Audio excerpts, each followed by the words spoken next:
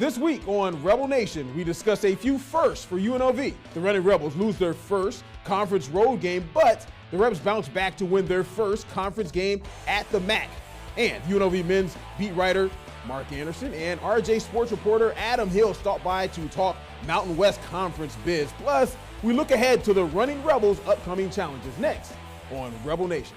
Well, welcome to Rebel Nation, where we talk Running Rebels basketball, and I do so with Mark Anderson, UNLV beat reporter and sports reporter and basketball aficionado. This is Sir Adam Hill. I just threw a sir on the front of his name. You've been knighted. Yeah. You've been knighted, my friend. First, let's go ahead and look back, Mark, at what UNLV did this past week in the games that they played. First of all, playing at Fresno State, they lost. It was the first of the season for UNLV, the fact that they lost their first conference road game. What did you learn about UNLV playing on the road in a place that particularly they haven't had much success? I actually took a lot of positive out of it, believe it or not. I thought it was their best game to that point in conference play. The first 6 games, they played really substandard teams. Not that Fresno's any kind of world beater, but they were the best team up to that, other than Boise up to that point. All right, next up, UNLV has a first of the 2017-18 season, bouncing back in a big way. 88-78, a win over San Diego State, snapping an 11-game losing streak to the Aztecs. Not only that, but getting a first conference win inside the Thomas & Mack. It definitely made head coach Marvin Menzies extremely happy. Great game, great effort. Really proud of our guys. Happy for them to get the monkey off their back of the streak of losses against a phenomenal program.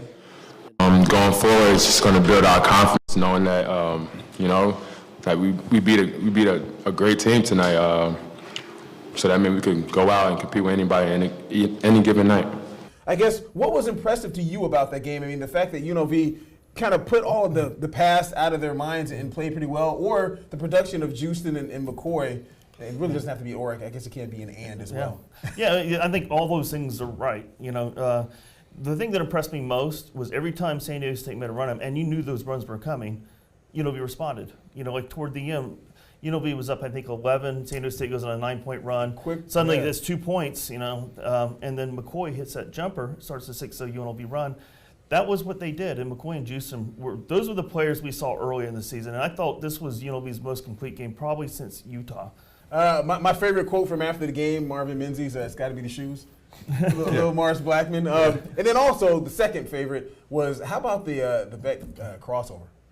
Yeah, it was a great one, and he was rewarded for some good play with his first start of the year, and then came up with a very nice highlight reel play to kind of show going forward. I think a couple of things he's taken from it. First of all, you mentioned putting the history behind him and not getting caught up.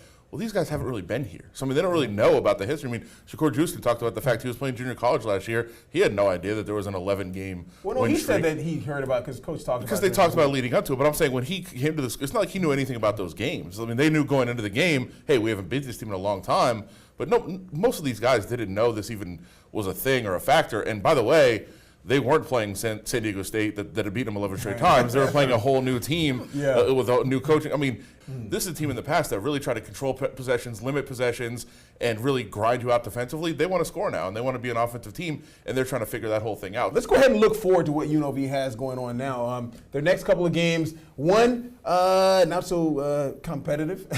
Two, it shouldn't be. It should be very competitive, yeah. Coming up next, they have let's see, a team that has not won a game in conference as of yet, San Jose State. Yeah, what do you think about the San Jose State game? We can keep this short and sweet because, I mean, it's at home. A game that if they lost, it would probably hurt their season, but it should be a game that they win easily. Yeah, I mean, but, I think one thing, they were fortunate to win at San Jose State. This is true. So that might help them going into Wednesday's game, where they'll look past the record and remember what kind of game they got at San Jose. So it should be a fairly easy win if they play the way they should. And then Boise State, who knows? If they can play, like I said, like if they can mimic the Saturday game against San Diego State, they have a shot. Boise State's really good, but I'm not sure that they're on another level necessarily.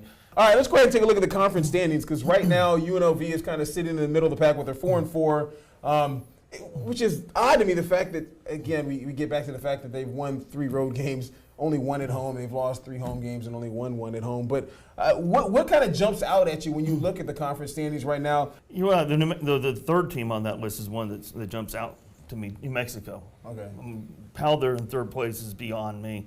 Well, it's pretty obvious what it is. It's coaching.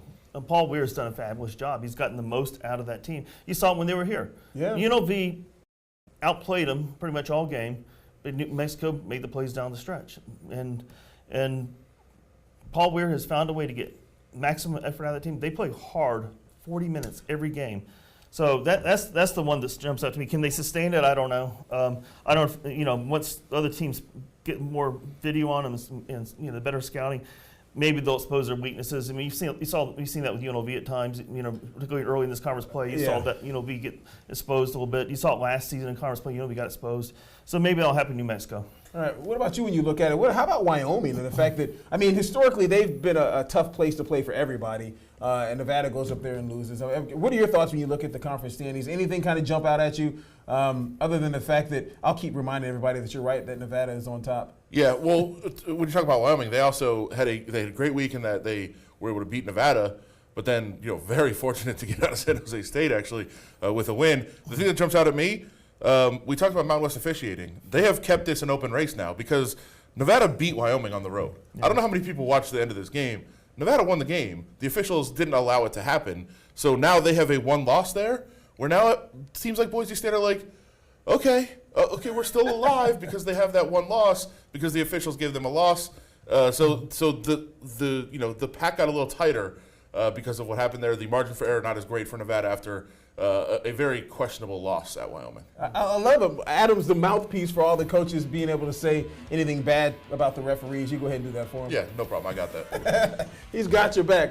All right, folks. Well, that will do it for UNLV Rebel Nation. Of course, we have Mark Anderson, Mr. Anderson, the beat writer for UNLV men's basketball. And we have the basketball aficionado, Adam Hill. Actually, you've been knighted, so it's Sir Adam Hill, basketball aficionado and sports reporter for Review Journal. I'm Bryan Salmond. Thank you for joining us for Rebel Nation.